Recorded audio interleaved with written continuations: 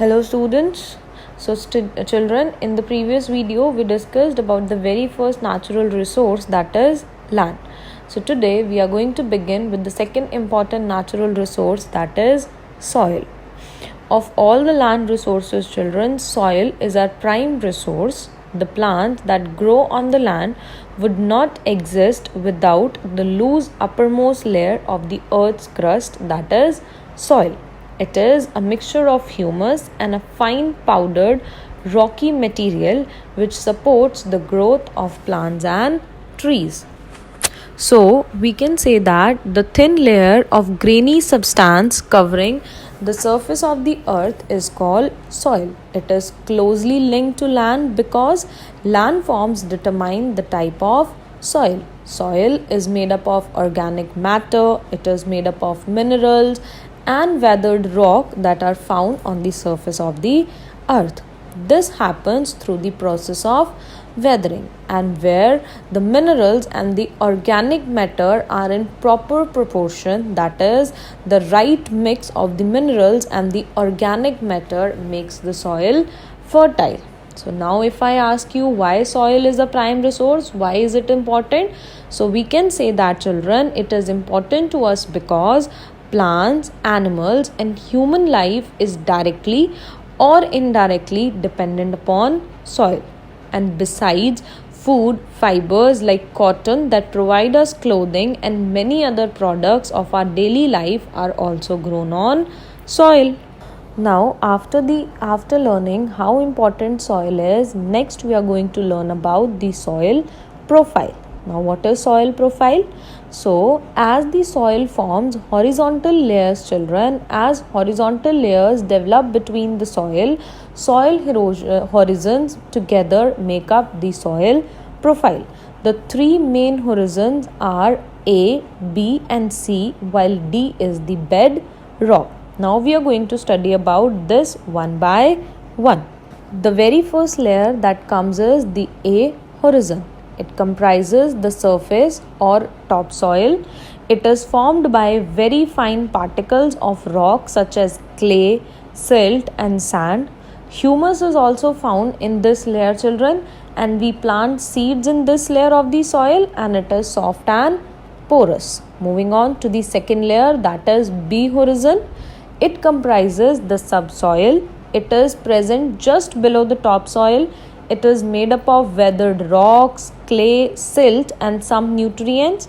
The rainwater get collected in this layer of the soil and it is very hard and compact because only the roots of few big plants can reach into this soil. All of you need to look at the diagrams on your screen, then only you will be able to understand the layers. Now, children, moving on to the third layer of soil, that is C horizon. It is composed of the loose parent rock material that has undergone little weathering. It is present below the subsoil and consists of weathered rocks. Now, the last layer of our soil, the last horizon is the D horizon. It is the lowermost horizon found just below the C horizon. It is called the bedrock. It is found below D horizon. It is the last and the hardest layer of the soil and it consists of unweathered parent rocks. Now, the next comes the various factors that affect the formation of our soil that determines how fertile our soil is going to be. So, the very first factor is parent rock. It determines the color, texture, chemical properties, content, minerals, etc. of the soil. Then comes the relief, the altitude and the slope. It determines the accumulation of soil, that how much soil can be collected in an area. The third factor is climate, temperature, rainfall. It influences the weathering of rocks because weathering of rocks depend upon the rainfall and temperature.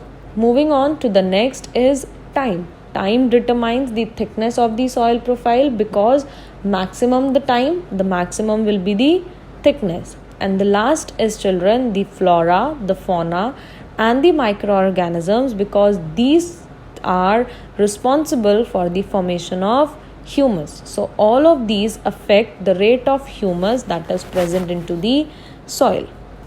Now, you all have studied how important and how necessary the soil is for all of us, but then, too, children, we human beings are degrading the natural resources. We are destroying these natural resources, and soil is degraded by two processes. The very first one is erosion, and the second one is exhaustion. So, let's see what are they.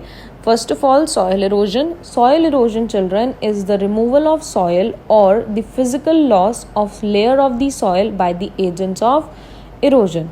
Running water and wind are the major agents of soil erosion, because the running water as well as the wind, they carry the loose particles of the soil, the uppermost layer of the soil, along with them, making the soil infertile. The second is the soil exhaustion. The soil deteriorates and becomes deficient in nutrients due to the improper cultivation techniques. When the farmers, they are not very educated, or they are not very good at cultivation techniques, children, so the improper cultivation techniques, they lead to the deterioration of the soil, because the nutrients, they do not get proper time to regenerate. So, both of these practices done by the human beings are making our soil, making our natural resource degrade day by day. So, as a responsible citizen of the country, as a responsible citizen, it is our duty to conserve our natural resources. So, now we are going to discuss about some of the practices by which we can conserve our soil. So, the very first practice is terrace farming. What is it? In terrace farming, children, slopes are cut into a series which allow the soil to remain stable and retain water. This type of farming is very important for mountainous areas where the land is not plain. Moving on to the second type. Second type is strip farming. Crops now, in strip farming, children, crops are cultivated in alternative strips, some of which are maybe kept fallow while others are sown with different crops. As these crops ripen at different times, so there is no time when the entire area is left bare and exposed to the agents of erosion, because if the entire land will become bare at one single time, so it would be very easy for the erosional agents to go for soil erosion. So in strip farming, one crop, different crops have different harvesting seasons, due to which the entire land do not become bare at one single time. The next one is mulching. In mulching, children, soil is provided a protective cover so that its temperature can be stabilized and moisture can be retained to an optimal degree, and it is very helpful in checking soil erosion. Next is crop rotation.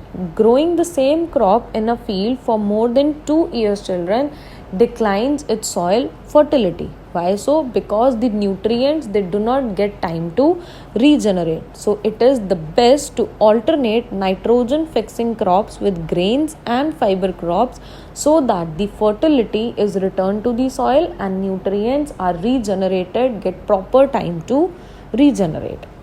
Next is intercropping. It is a farming practice in which 2 or more crops are grown simultaneously on a same plot of land, wherein one exhausts the soil less and another, like legumes, may add to its fertility.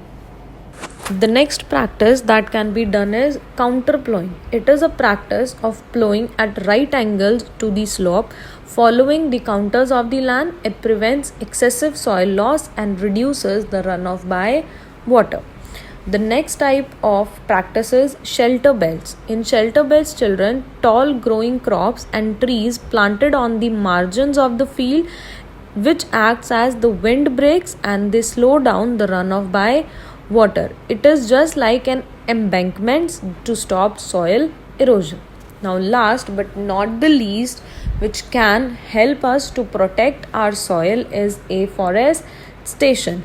Areas that are left bare experience maximum soil erosion. As we all know, if the land will be bare, nothing will be growing on it, soil will be left untied, so definitely it is going to lead to maximum soil erosion. So afforestation and reforestation can prevent this, as tree roots bind soil together and prevent erosion, and trees also absorb the impact of falling rain. So I hope you all, as a responsible citizen, are going to protect the natural resources of the environment. So you all should plant a tree a year and take care of it, so that we can help the government in protecting our natural resources.